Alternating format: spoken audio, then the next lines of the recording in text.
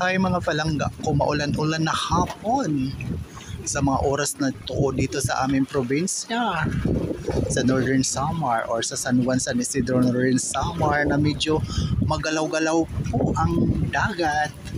Ayan, dahil mayroon pong anunsyo or low pressure ngayon dito sa aming probinsya. So yan guys, yan, hindi makita ang mga island sa mga oras na ito mga palangga.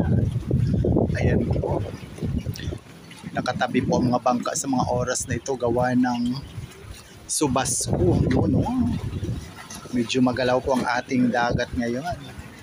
So yan guys, ayun pa, nagpakasampang ibang bangka at nililinis naman yung bangka namin. Yun,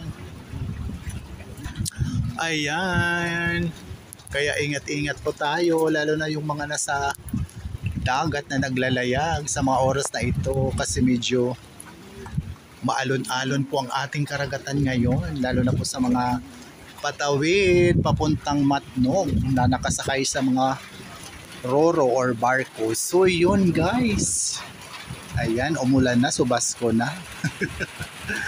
Muli, maraming salamat sa patuloy na pagsubaybay sa aking mga mumunting video sa Ramil Javier Ella Vlog. Thank you so much for watching, share, and follow, and like. Ayan. So yun guys, ayan, umulan na talaga at nakahanger po ang ibang bangka. So yun. Ito po ang weather dito sa amin ngayon sa probinsya. Yan. Medyo maalon-alon po ng konti pero okay lang naman po.